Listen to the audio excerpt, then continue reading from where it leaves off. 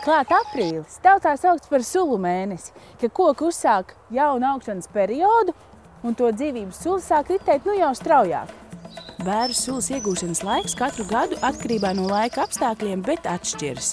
Šobrīd, kad pavasaris rit pilnā plaukumā, arī īstais laiks bērzu sulu tecināšanai. Šogad tas ir 10 dienas ātrāk.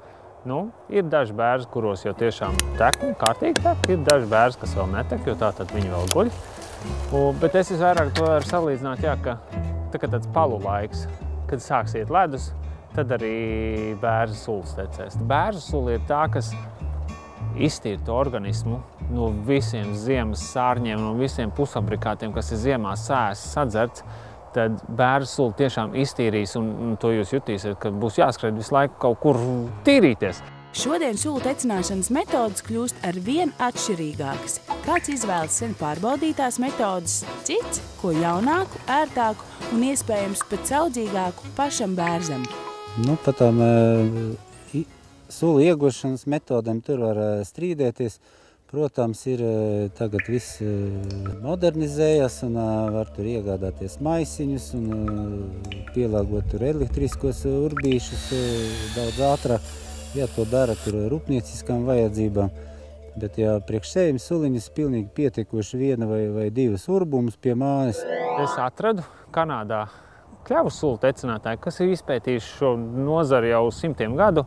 Un tad ir tādas ļoti saudzīgās tapas, kas tiešām tam bērzam ļauj pēc tam krietni vieglāk turpināt to dzīvi. Opīts var tecināt dzelzs kanniņā, bet parasti, lai līdz dzelzs kanniņai tiktu, viņš uztais koku silīt vai to pašu santehnikas strubiņu iedzen un tad smuki ietek pa šādu gabalu ietek dzelzs kanniņā. Šī gadījumā tā smalkā tapiņa ir tik maziņa, ka viņai to trauku vajag maksimāli tuvu, un tāpēc man tā uzparikta ir tāda, kas attek tai maisā, bet pa lielam traukam nav starpība, vai tas ir plasmas trauks, metāla trauks vai kaut kāds tāds, jo galvenais ir sulu savākt, nevis laist viņu postā. Speciālisti apgalvo, ka izvēlētā bērza diametrs nedrīkstot būt mazāks par 30 centimetriem.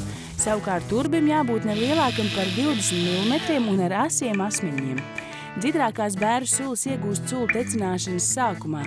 Tad sulās ir arī mazāks olbaltumvielu daudzums, un tad tās būšot arī labākas uzglabāšanai. Mūsu vectējām palīdz tāds labais urbis speciāli koka urbšanai. Piemērot attiecīgi caurulīti. Mēs pieejam pie bērza. Šāda augstuma, lai mēs varētu palikt trauciņu apakšā.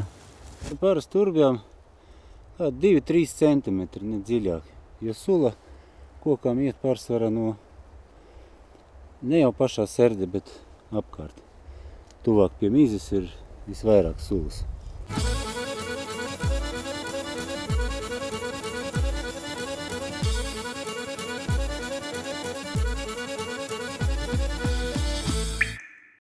Viesojāmies pie īsteniem bērzu ekspertiem – Linārda un Kristīnas Libertiem, kuri sulu tecināšanas sezonā sulu iegūst vairāk kā no 300 bērziem, un kopā tie ir ap 12 000 litru sulas vienā sezonā. Sākās viss pirms 2010. gadā, kā eksperiments, un vienkārši gribējās paskatīties vairāk, kas ir bērza sula. Nevis tā vienkārši katru pavasaru dzer, bet kas vēl ir iekšā viņā.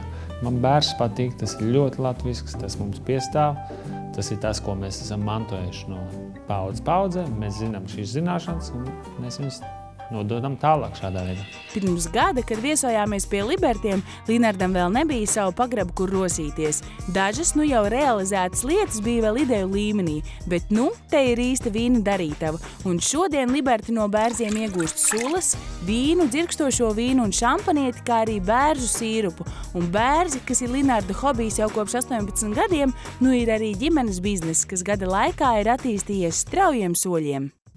Sulas un vispārējie produkti būs bioloģiski certificēti. Tas nozīmē, ka cilvēks pērkot, redzot šo zaļo uzlīmītas pudeles, viņš zina, ka viņš ir atbilstoši savākts, atbilstoši iepakots, atbilstoši pievienots tikai bioloģiskas, ekoloģiskas lietas.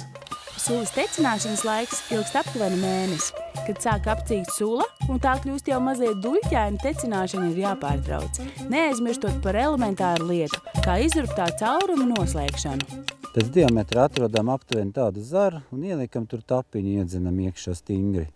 Laiku tā vietiņa aizvelkas ciet, tāpat kā cilvēkam rētā aizvelkas tā arī kokam. Aizvelkas ciet un tur iekšā netiek kādas infekcijas.